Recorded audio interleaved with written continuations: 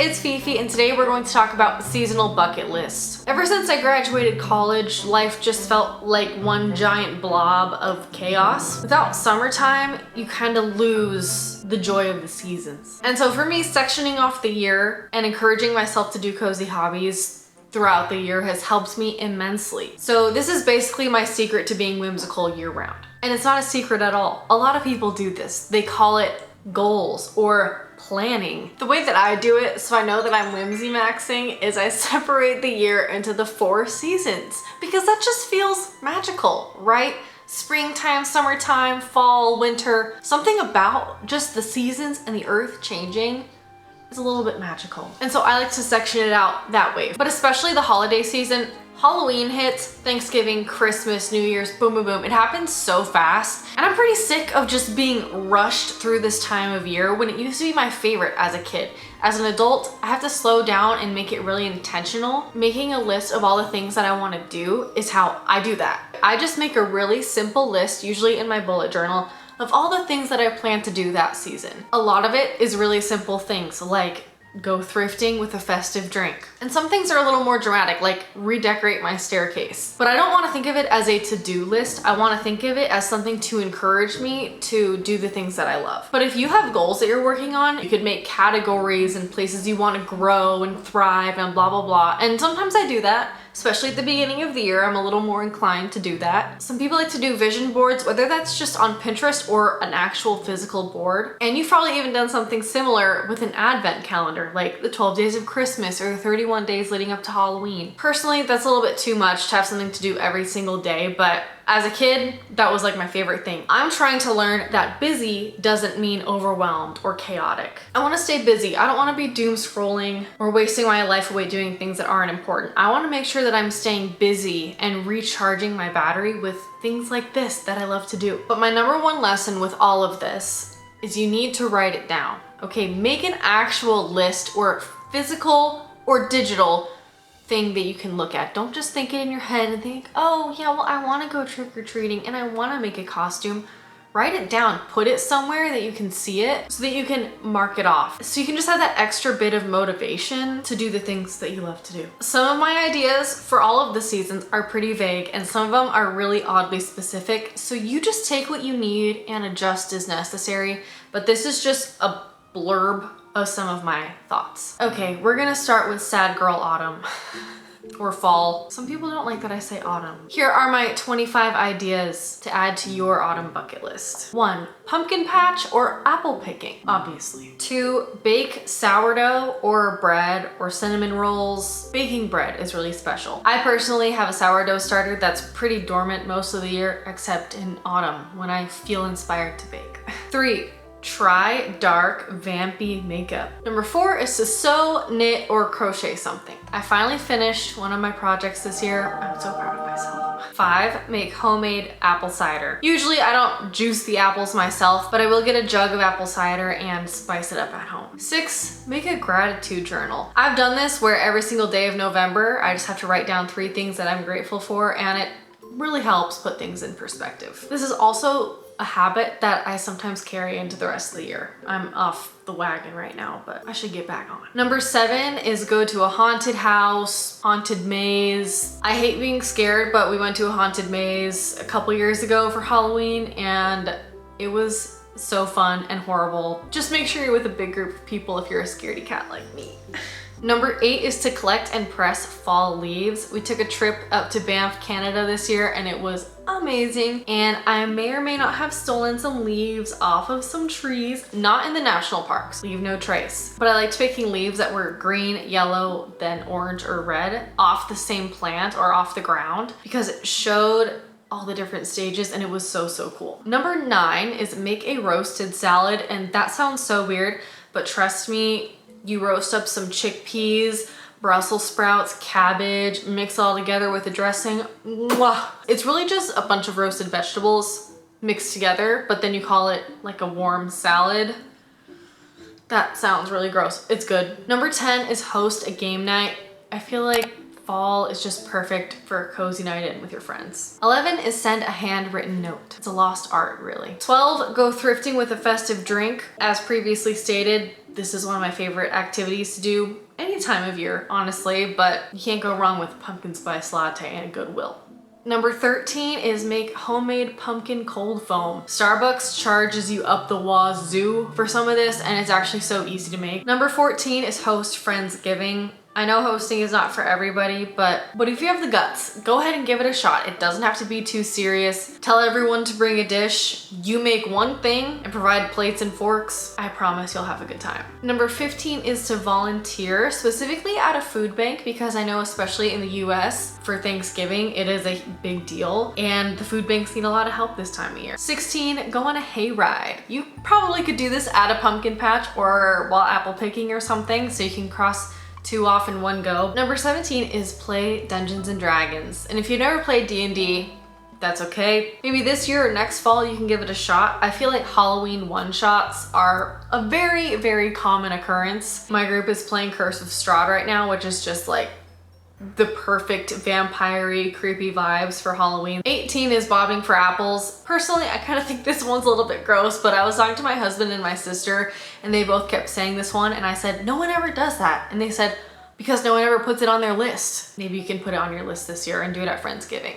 Number 19 is go to the fair. Our state fair is always in October, and I think most fairs are in October because of the harvest. Number 20 is bake a pie. My family has a tradition where on the Wednesday right before Thanksgiving, we get together and bake pies. Number 21 is breakfast on the porch or in the backyard.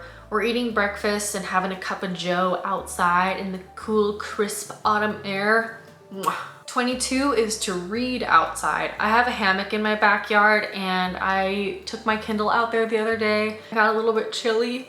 Oh, it was so nice. 23, step on some crunchy leaves. 24 is to do an at-home facial. And I'm not talking like chemical peel. I'm talking like take a shower, steam your face, rub some good oils on there, pull it out, steam it again, give yourself a little face and lymph node massage. It could literally just be like a hot towel and jojoba oil. But you use what you got, okay? Last but not least, shout out to consumerism. We gotta go to Spirit or Home Goods or Target or TJ Maxx. I am personally a thrifter, so most of the time when I go to these places, I am just window shopping, but I always have to stop in the Spirit Halloween stores. I don't know if that's an everywhere thing or if that's just an America thing, but let me know if that is a thing where you're at. But it's really fun just to go in and browse all their Halloween stuff. And Home Goods and Walmart. I feel like Walmart has really good seasonal stuff, specifically for Christmas, which that's our next category, winter. This is your winter bucket list, okay? So I'm first gonna talk about the Christmas things. You can do winter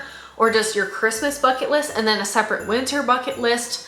But I think especially for the weird limbo months of like January, February, it's really important to have some drive and give you that focus. I know some people really like to do their New Year's resolutions, which I do like a good New Year's resolution, but I prefer my bucket list method way more because it focuses on the good in life rather than things that I need to improve on, if that makes sense. Okay, winter time, holiday time, Christmas time. Number 1 is to attend a Christmas market. In my city, we have a Christmas night market called Candy Cane Lane, and it also gives me a place that makes it really easy to support local small businesses. Look for Christmas markets, holiday markets in your area. 2 is to make homemade gifts. This one's time consuming, but if you put it on your list and you're intentional about it, you can make the time for it and have it be a whole activity rather than something you have to cross off your list, like a to-do or a chore. Make it fun, make it cozy, make it comfy. Number 3 is to wrap presents and watch movies. This is something that I've done for a long time where I just turn on a bunch of crappy Hallmark movies and I wrap presents for as long as I need to. Number 4 is to decorate a tree for the woodland creatures. This is another one of my family traditions. We've been doing it for over 10 years. What we do is make birdseed ornaments or garland made out of popcorn and Cheerios and dried cranberries. And we go out into the woods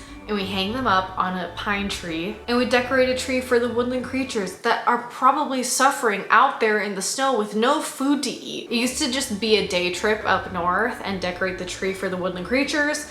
Now it's like a yearly trip. We spend like a whole weekend doing it and it is the best thing ever. It's something that you always talk about doing or say you want to do and you don't do it.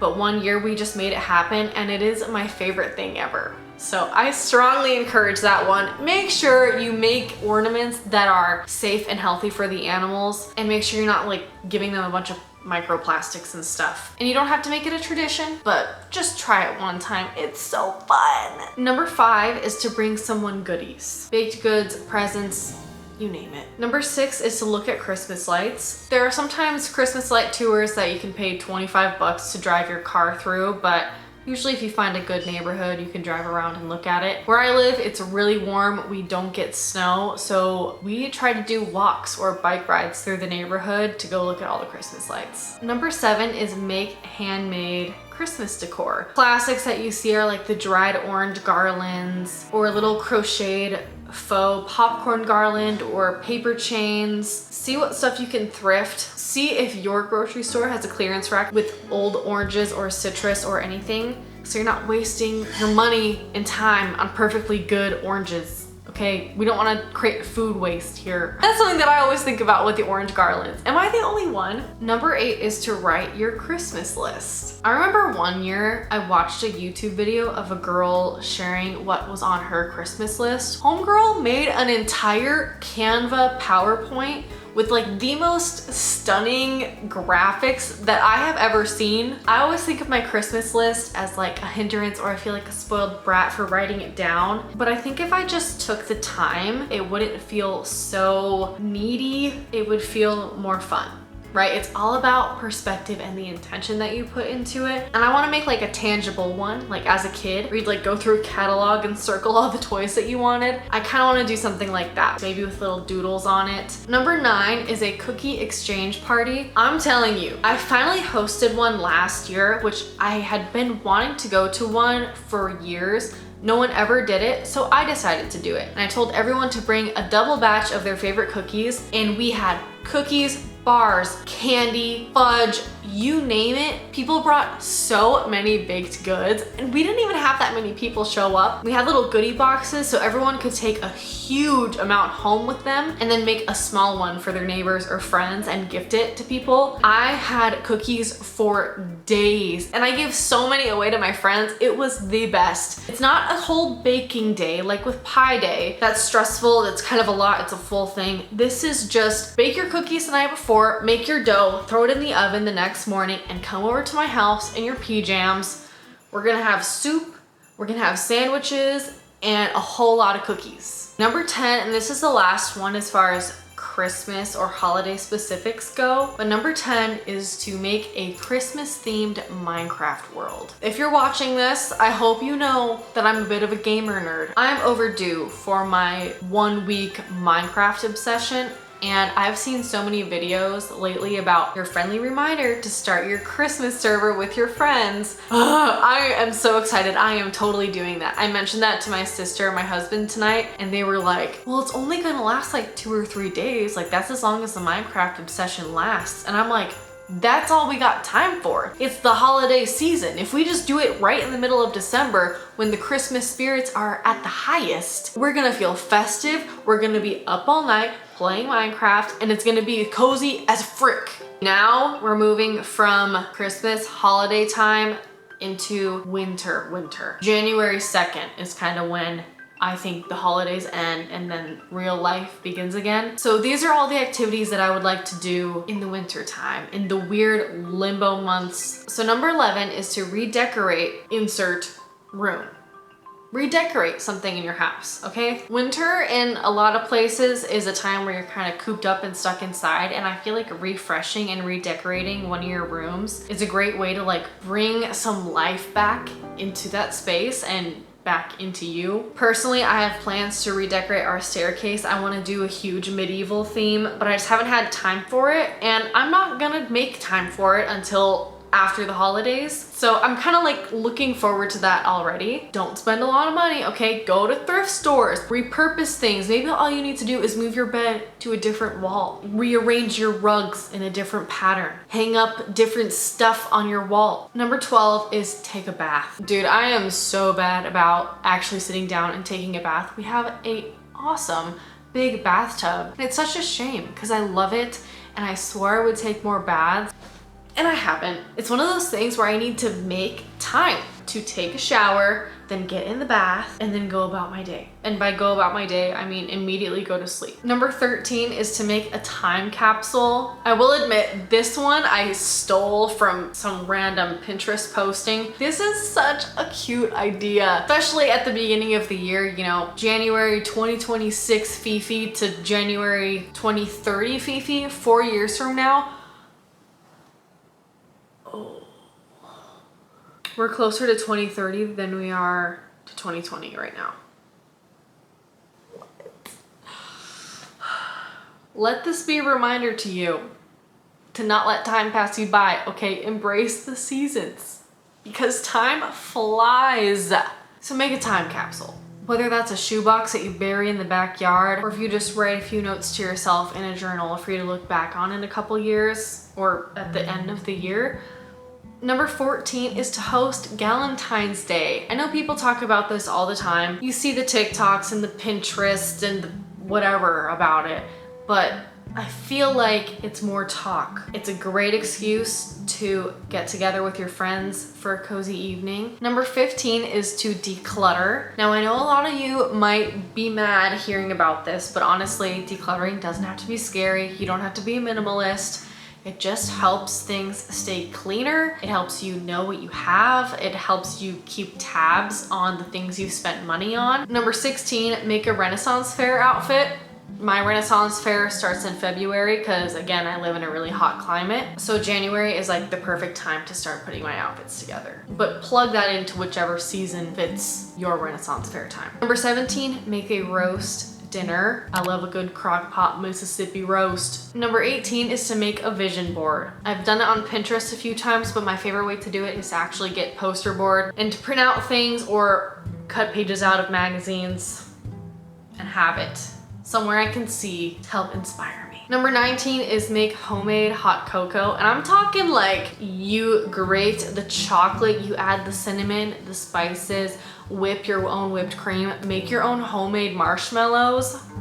Number 20 is to make a snowman, make a snow angel, have a snowball fight. I feel like this is kind of a lost art. It's something you only see in Christmas movies, but it's something that you can make a reality, something you can be intentional about and be so whimsical, out frolicking in the snow. 21 kind of goes along with that, is to go sledding, or if you live in a place that doesn't snow or snows very little, you can go ice blocking. And if you don't know what that is, just look it up. Number 22 is to shovel snow for your neighbor. Or if you live in the desert like me, help a neighbor with yard work because it's actually the nice season right now. Number 23 is to make pierogies or make insert oddly specific non-traditional Christmas food to you here.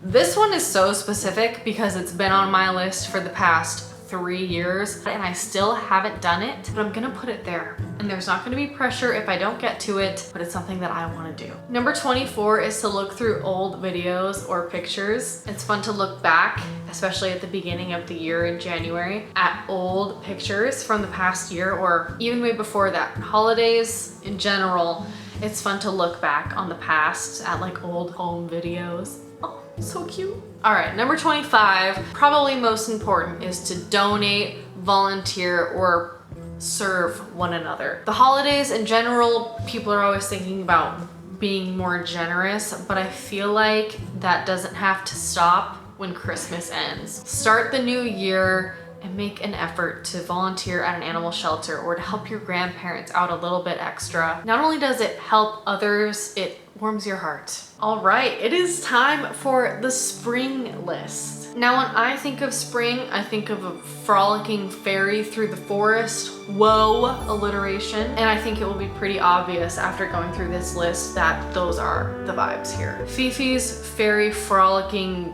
forest functions.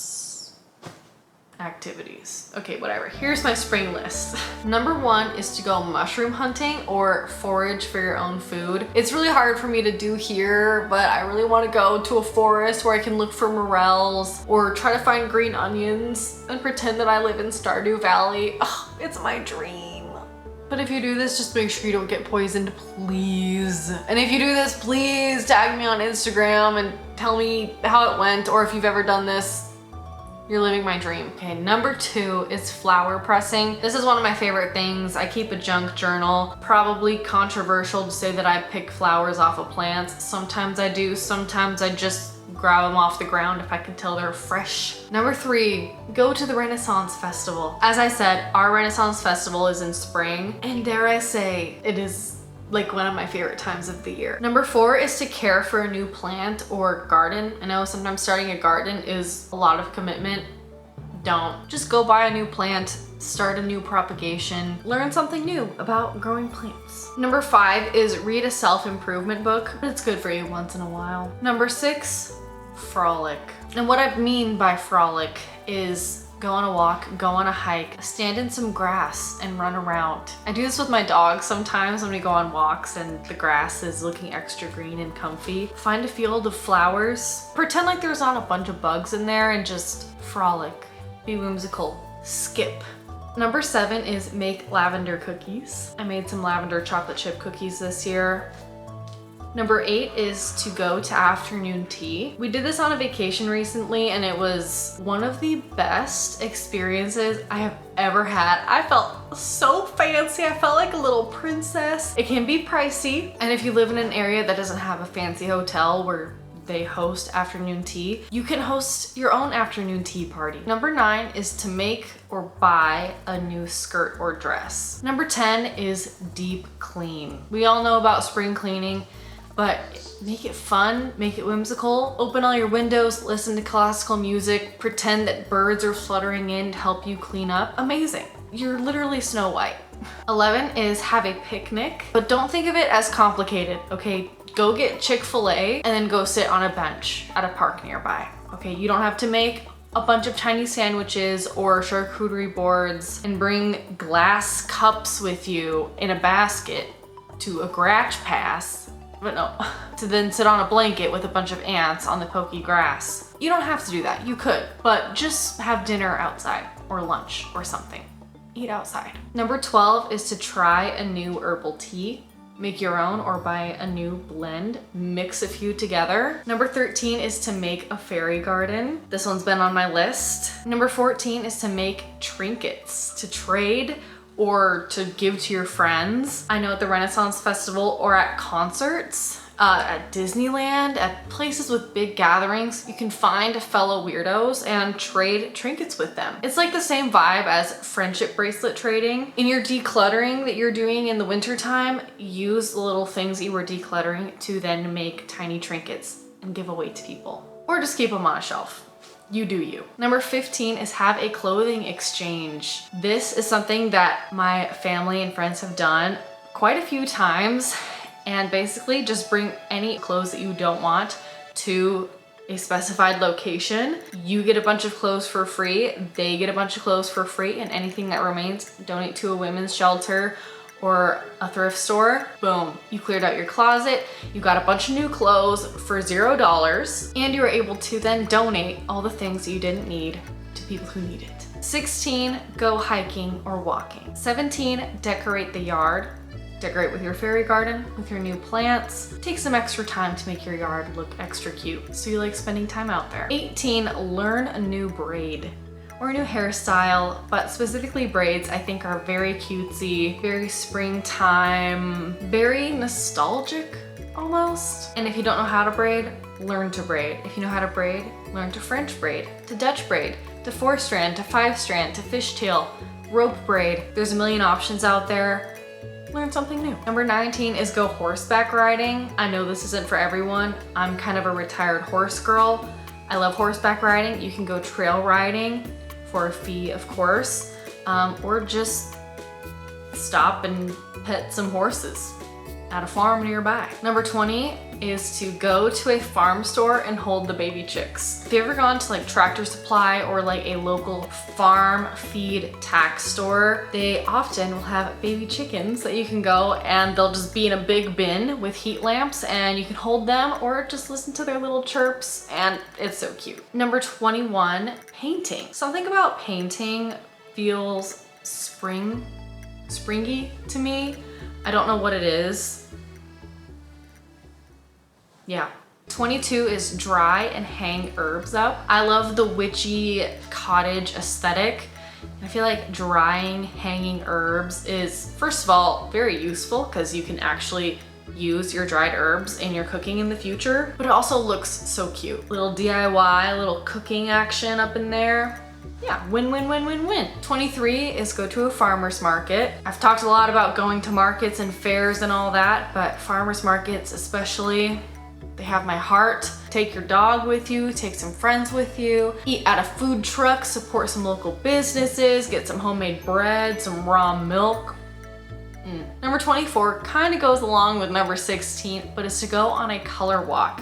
Basically, you go on a walk and usually you go with someone and you'll both be on the lookout for a color. It can be the same color or you can each compete and you'll point out everything you find of that color. So maybe one person has the color pink and one person has the color yellow.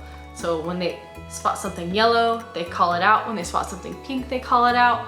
Just makes you be more aware of your surroundings, and it's a cool way to just spot flowers and yard decorations and street signs, cars. It's really fun. You should give it a shot. Lastly, number 25 is to make a quiche or a tart. I know that is so random, but there's something about a quiche with fresh spring peas and asparagus and spinach that just feels springtime. Little eggs and vegetables. I don't know.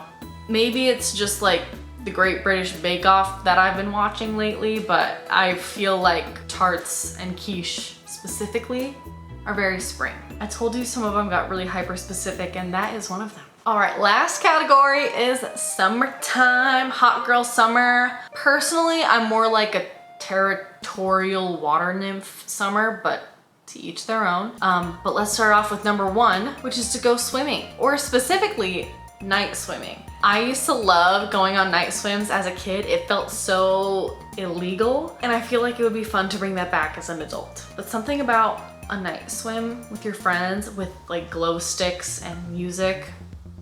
Yeah, oh, the nostalgia. Number 2 is a beach or a lake day. Not accessible for everyone, but always fun to add to the list. Number 3 is a bonfire and s'mores night. Personally, here we would do this more in the fall or the winter time, but I feel like summer is for s'mores and roasting marshmallows, and it's worth the heat stroke risk. Number 4 is to go camping. Definitely not for everyone. Maybe you need to go glamping in a cabin, but something about a warm summer day in the forest, yeah. Number 5, get a tan. Or if you don't like to live dangerously like that, get a fake tan, but be nice and golden. It's your hot water nymph summer, remember? Number 6 is have a dog training session. If you have a pet, dog, cat, guinea pig, rooster, I don't know. Have a little training session with them. Teach them a new trick. It's good for them, it's good for you, it's good for bonding. Number 7 is stargazing. I went stargazing not that long ago. We had an awesome view. It was so crystal clear, and we were trying really hard to find all the constellations, which is very difficult, but it's something that I'm very interested in now, so I want to give that a little bit more of a shot this year. Number 8 is to try new soda combos. We all know about the Utah Diet Coke and the lemon and the lime and coconut cream. It's weird. It's delicious. Try something out at your local gas station. Make it a part of a party that you're hosting. Maybe you do a night swim in a soda bar. Try some new and weird soda combos. Number 9 is new nail designs. Whether you get your nails done at a salon or you want to do them yourself, summertime always screams nails to me. I think partly that's because I have a birthday in the summer and I'll usually treat myself to a mani-pedi, but I also have a weird obsession with like mermaid iridescence in the summer, and I always want to get my nails done like purple iridescent. It's so pretty, especially if you're pale like me. Just try it, okay? Number 10 is go to the zoo. Something about a zoo is very nostalgic, especially going in the summertime. You're out of school, your parents don't know what to do with you. They take you to the zoo, get some popcorn and an overpriced soda, and smell the rhinos. Number 11 is go to the library. Feel like similar vibe. You're not in school anymore, you need a fun, free, cheap place to go. You go to the library. Number 12, try a new workout. We want to be happy and healthy. Try something new. Do Pilates, calisthenics, a Zumba class, go on a run, try rock climbing, trying out a new sport, or playing sand volleyball really gets your glutes working. So try a new workout this summer. Number 13, go to the mall. Same summertime nostalgia, walking through the mall as a teen with your friends, spending zero money because you have zero money and just window shopping while chewing gum way too loudly. Yeah, I want that again. Number 14 is celebrate Harry Potter's birthday. His birthday is July 31st, and I try to make it a point to celebrate his birthday. I know that sounds so cheesy, but it's just something to celebrate, right? Like, I feel like there's kind of a bit of dead space. You have 4th of July. You don't really have many holidays until Halloween. But I like to make an emphasis on Harry Potter's birthday because it's fun. It's festive. Number 15 is read a romance book. Tons of books are based on a summer love. Go to your library and check one out. 16 is to make homemade lemonade. I'm personally a limeade girl, but get fancy with it. Add lavender in there, fresh strawberries, raspberries, oranges. You can make some good stuff. 17 is to wear a sundress and a sun hat. Something about that combo, just so cute and seasonal, whimsical, cutesy. 18 is finish a house project. Again, where I live, it is so hot outside in the summertime, and in the summertime we usually have to stay inside a lot. So I'm kind of looking forward to the summer coming back where I have to kind of be a recluse inside my house. I will hopefully use my time wisely and finish up some house projects that are probably getting abandoned because I'm having too much fun frolicking outside in the good weather right now. 19 is to float the river. You probably have a river near-ish. Very fun, highly recommend. Bring sunscreen, okay? Number 20, host or go to a barbecue. 21, watch fireworks. I'm not a fireworks person. If you are, go crazy. I'll be at home with my dogs though, because they're scared, okay? 22 is have a pool party. At night pool party? What? With a barbecue while fireworks are going on? Come on. 23 is to tie-dye. Something about tie-dye is so summery. I think I had a pool party, tie-dye party for marching band when I was in high school in the summer. So that's probably why I think that. 24, eat watermelon. Lastly, number 25 is make a seashell craft. Again, I feel the mermaid sirens call to me every summer. I feel like making crafts out of seashells, whether it's like a sun catcher or trays made out of seashells, candles. There's so many things. Look up seashell craft on Pinterest and go crazy, okay? Pick out your favorite. That is it for my seasonal specific bucket list ideas. But before you go, I do want to very quickly mention some that I think are year-round applicable and I just adjust accordingly. For example, watching movies, okay? Maybe there are certain Christmas movies that you need to watch every single year. Maybe there are certain fall movies. You need to watch Lord of the Rings and Harry Potter in the fall. You need to watch Gilmore Girls or The Great British Baking Show. Or maybe you like The Great British Baking Show in spring. And in the summer, you gotta watch The Summer I Turned Pretty. You know, whatever you need to do with your seasonal shows and movies, put it on your list, make it a point to watch those. For me this year, I really wanted to watch Practical Magic. I had never seen it. Put it on my list, boom. My friend threw a Practical Magic watch party for me. It was the best. I love it. Same goes for video games. Maybe around Halloween you want to replay The Witcher or Hogwarts Legacy. In the spring you want to play Stardew Valley. You get the vibe. Same with coloring books. I have coloring books that are like fall girl vibes. I have ones that are like summertime vibes. Coloring books, pick it according to your season. I have a Christmas Cats coloring book. Same with puzzles. You can get puzzles that can match the vibe that you're going for. I also want to mention celebrating the solstices. This is something that my friend does with her family. She said, I feel like all the holidays are claimed up by either side of my family, like my husband's family and my family, but our holidays are the solstices. We just make sure that we're home and we can celebrate it together. And I thought that was so cute, a little bit witchy, and just Yeah, I love that idea. Trying new recipes. I mentioned several different recipes on here that are specific to ones I want to try, but do it according to you, according to your skill set. Cooking is so good and a great hobby, really. Finishing books, or reading books in general. Very common to see a seasonal book list from our favorite book talkers and booktubers. So see if they have any books you want to add to your list for the season. That is my completed list and my how-to guide on how to be whimsical year-round, okay? Don't let time pass you by. Enjoy the seasons like you did when you were a little kid. The time that you take to write this list out will be so worth it. Don't put any pressure on checking everything off. That's not what it's about. It's just to help you stay focused and to fill in the blanks when you feel like you're stuck and there's nothing to do, or if you feel like you're overwhelmed and there's everything to do. Take time to slow down or take time to yourself and enjoy the things that you love to do. I love you. Thank you for watching. Follow my socials, subscribe, like, whatever. Thank you so much. Happy season to you. Happy seasonings. Good luck with your recipe attempts. All right, Feefee out. The way that I do it for whimsy maxing